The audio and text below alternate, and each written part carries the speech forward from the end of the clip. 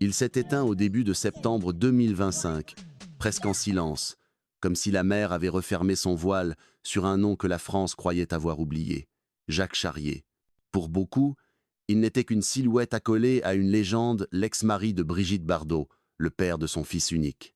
Mais derrière la carte postale des années 60, il y avait un homme, un cœur battant dans l'ombre des flashs, un destin que l'amour a soulevé avant de le briser. Pourquoi la lumière qui fait naître une idole sait-elle si souvent consumer l'homme qui l'accompagne? Que s'est-il vraiment passé entre les promesses murmurées au soir de 1959 et le fracas d'une séparation qui a fait vaciller deux existences? Revenons en arrière. Paris bruissait, les terrasses débordaient, la presse dressait des autels à la beauté blonde de la République du cinéma. On croyait assister à un conte de fées, un mariage célébré comme un triomphe national, un bébé aux yeux clairs, des regards échangés au bord des plateaux. Pourtant, à mesure que les applaudissements montaient, quelque chose se fendillait, d'abord imperceptible, comme une lézarde sur un miroir trop tendu. Était-ce la jalousie des unes, l'orgueil des autres, la férocité d'un milieu qui n'admet pas la faiblesse, ou simplement l'incompatibilité de deux rêves qui n'allaient pas dans la même direction? La réponse, vous la trouverez dans les zones grises, là où l'amour, la gloire et la solitude se disputent la même place. Metz, 1936. Une ville de l'Est de la France encore marquée par les cicatrices de la guerre. C'est là qu'un petit garçon naît dans une famille sans éclat particulier. Son nom, Jacques Charrier. Rien dans ce décor de pierres grises et de ruelles silencieuses ne laissait présager que cet enfant serait un jour propulsé au cœur de la légende cinématographique française.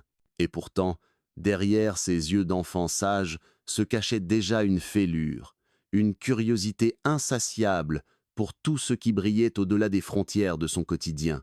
Il grandit entre rigueur familiale et rêve d'évasion. L'école ne suffit pas à apaiser son désir de théâtre. Les histoires que l'on lui racontait au coin du feu, les films américains projetés dans les cinémas de fortune après-guerre devenaient ses échappatoires. Ses camarades le décrivaient comme un garçon réservé, mais qui, dès qu'il montait sur une scène improvisée, semblait se transformer. C'était là son refuge. Incarner un autre, fuir les blessures invisibles d'une enfance marquée par l'austérité. Paris l'appelle très tôt. La capitale vibrait alors d'une énergie nouvelle, entre reconstruction et fièvre culturelle. Charrier y trouve un terrain fertile pour ses ambitions. Il s'inscrit à des cours de théâtre, s'imprègne des grands auteurs, découvre la sensualité des mots et la puissance des regards. Dans ses veines, la scène devient une drogue douce, irrésistible. Mais derrière chaque rôle se cachait une quête plus intime, celle de trouver enfin sa place, d'effacer le sentiment persistant d'être à côté, étranger au monde qui l'entoure. Nul ne savait alors que ses blessures d'enfance écriraient un jour le scénario de sa chute. À Paris, tout semblait enfin s'ouvrir pour lui. Les années 50 secondes achevaient et une nouvelle génération d'acteurs cherchait à se faire un nom dans un paysage dominé par quelques figures tutélaires. Jacques Charrier, avec son regard clair et son élégance discrète, attira vite l'attention des metteurs en scène. Il n'était pas seulement un jeune premier, il portait en lui ce mélange fragile de retenue et d'intensité, capable de séduire un public avide de fraîcheur. Ses premiers rôles au théâtre lui valurent des critiques encourageantes. Le cinéma ne tarda pas à l'accueillir, et chaque apparition de ce visage au trait fin faisait naître l'idée que la France tenait là une étoile montante. Mais l'histoire, parfois, se joue sur un seul coup de dé. La rencontre avec Brigitte Bardot allait changer le cours de sa vie et de sa carrière. Bardot, déjà icône mondiale, cherchait à s'entourer d'esprits jeunes, capables de l'accompagner dans sa frénésie de liberté. Charrier, par son charme tranquille, devint l'un de ses compagnons les plus visibles. Très vite, la presse le baptisa « le mari Bardot » avant même qu'il ne le soit. Ses films n'étaient plus jugés pour eux-mêmes. On scrutait la moindre apparition comme une extension de l'univers Bardot. Sous les projecteurs, il brillait. Sur les plateaux, il découvrait la griserie des applaudissements, la fascination des caméras, l'ivresse de voir son nom dans les colonnes des journaux. Mais dans le secret des loges, une autre réalité l'attendait, celle d'un acteur prisonnier d'une image qu'il n'avait pas choisie. Comment exister face à la plus célèbre femme de France, quand chaque geste, chaque mot, chaque rôle semblait ramener à son ombre? La gloire est une maîtresse cruelle. Elle élève, mais elle isole. Pour Jacques Charrier, chaque sourire au photographe était aussi une promesse étouffée, celle d'un avenir qu'il sentait lui échapper. Et le public, dans son enthousiasme aveugle, applaudissait sans savoir qu'au même moment, son cœur cherchait désespérément un refuge. C'était l'été 1958. Paris vibrait au rythme d'une liberté nouvelle, et dans cette atmosphère électrique, Jacques Charrier croisa le chemin de Brigitte Bardot. Elle n'était pas seulement une actrice, elle était déjà une légende vivante, une femme dont le nom seul faisait trembler la presse internationale. Pour lui, fils de Metz encore en quête de reconnaissance, elle incarnait l'inaccessible, le rêve incarné. Pourtant, le destin avait décidé de les mettre face à face. Leur histoire débuta comme une étincelle.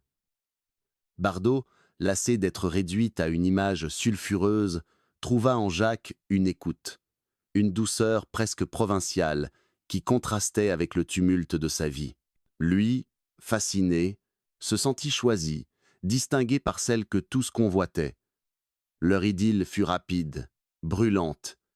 Quelques mois suffirent pour transformer la passion en mariage. En juin 1959, ils se dirent oui dans une cérémonie suivie comme un événement national. Les photographes se bousculaient, les journaux titraient sur « Le conte de fées Bardot-Charrier ». L'année suivante, Bardot donna naissance à Nicolas Jacques, son unique enfant. Pour un temps, tout semblait parfait. L'icône devenait mère, le jeune acteur tenait enfin un rôle qui le dépassait. Mais la réalité, comme toujours, ne tarda pas à fissurer cette image idéale. Bardot supportait mal les contraintes domestiques. Sa nature rebelle, son besoin d'air libre, entrait en collision avec le désir de stabilité de Charrier. Lui rêvait d'un foyer traditionnel, d'un équilibre discret. Elle refusait d'être enfermée dans une cage dorée, fût-elle celle de la maternité. Les disputes devinrent quotidiennes. Derrière les rideaux tirés de leur appartement parisien, les voix s'élevaient, les larmes coulaient. Charrier, de plus en plus jaloux, ne supportait pas les regards que le monde entier posait sur sa femme. Bardot, elle, étouffait sous son contrôle, persuadée qu'il voulait l'enchaîner. Le public, fasciné par leur union, ignorait encore que le couple qu'il vénérait se désagrégeait déjà. Pour Bardot, chaque sortie devenait un supplice. Elle sentait les murmures, les attentes, la curiosité malsaine des foules. Pour Charrier, chaque absence de sa femme attisait une angoisse sourde, le sentiment de n'être qu'un figurant dans un film où elle tenait le premier rôle. Ils s'aimaient encore, mais leur amour était devenu un champ de bataille. Elle croyait avoir trouvé la paix, mais l'histoire ne faisait que commencer. 1962, le rideau tombe, brutal, sur ce qui devait être un conte de fées. 3 années seulement ont suffi pour transformer l'histoire d'amour la plus enviée de France en un champ de ruines. Jacques Charrier et Brigitte Bardot se séparent et ce divorce, loin d'être une simple rupture intime, devient un spectacle national. Les journaux, qui avaient sacralisé leur mariage, se régalent désormais de chaque détail sordide. Pour Jacques, la blessure est double. Il perd une femme qu'il croyait être son destin, et il perd aussi l'illusion d'exister par lui-même. Aux yeux du public, il n'était plus qu'un satellite éteint autour d'un soleil trop brillant. Pour Bardot, l'effondrement fut plus cruel encore. Épuisée par les disputes, hantée par le sentiment d'avoir trahi sa propre liberté, elle sombra dans une profonde dépression. Un soir, incapable de supporter le poids des projecteurs ni celui de son désespoir, elle tenta de mettre fin à ses jours avec un couteau de cuisine. L'image de la star planétaire, retrouvée baignant dans son sang, fit trembler la France entière. La presse, d'une férocité impitoyable, transforma la tragédie en feuilleton. Certains accusèrent Charrier d'avoir conduit Bardot au bord du gouffre. D'autres pointèrent du doigt l'ingratitude de Bardot, incapable d'assumer le rôle d'épouse et de mère. Dans ce tumulte, l'enfant, Nicolas, devint l'otage silencieux d'une guerre où l'amour s'était mué en poison. Jacques obtint la garde, mais à quel prix? Être père seul, tout en portant le fardeau d'une célébrité hostile, C'était comme marcher chaque jour dans un champ de mine. À mesure que les rumeurs enflaient, Charrier se mura dans un silence amer. Lui qui rêvait d'une carrière solide n'était plus interrogé que sur ses rancunes, ses procès, ses rencarts. Son nom n'évoquait plus des rôles, mais une tragédie conjugale. Sa virilité même était remise en cause par une opinion publique avide de drames intimes. Comment jouer encore sur scène quand on vous rappelle sans cesse que votre plus grand rôle fut celui de mari déchu de Brigitte Bardot? Dans le cœur de Bardot, la fracture laissa des cicatrices visibles. Elle parlera plus tard de cette période comme d'un abîme, une chute sans fin dans le vide de la célébrité. Pour Charrier, la blessure se figea en rancune. La lumière qui les avait unis devint une flamme dévorante qui ne laissa derrière elle qu'un champ de cendres. On pensait que tout s'était terminé ce soir-là, mais le tumulte ne faisait que grandir. Après l'ouragan, le silence. Mais ce silence, pour Jacques Charrier, n'était pas une paix, c'était une mise à l'écart. Le divorce avec Bardot avait laissé des traces indélébiles, non seulement dans son cœur, mais dans sa carrière. À chaque audition, son nom traînait derrière lui comme une ombre encombrante. On ne voyait plus l'acteur, seulement l'ex-mari de Brigitte Bardot. Il tenta pourtant de se reconstruire. Le théâtre, d'abord, lui offrit un refuge. Puis il se lança dans de nouvelles unions, cherchant à combler le vide laissé par un amour trop vaste pour être maîtrisé. Plusieurs mariages, plusieurs enfants, mais jamais la stabilité qu'il espérait. Comme si chaque relation était vouée à répéter le même scénario, un éclat, puis la rupture. Son fils, Nicolas, grandit loin de Bardot. La garde lui avait été confiée, mais élever seul un enfant dans le fracas médiatique fut une épreuve permanente. Charrier s'accrocha à ce rôle de père comme à une bouée de sauvetage. Pourtant, l'ombre de Bardot planait toujours. Chaque étape de sa vie d'homme était comparée, mesurée, jugée à l'aune de cette femme qu'il n'avait pas su retenir. La carrière, elle, déclina inexorablement. Quelques rôles secondaires, des apparitions télévisées, mais jamais plus la promesse d'un grand destin d'acteur. L'industrie, cruelle, avait tourné la page. Dans l'imaginaire collectif, Charrier n'était pas un artiste. Il était le témoin silencieux d'une tragédie sentimentale qui ne cessait de hanter la mémoire française. Avec le temps, il choisit l'effacement.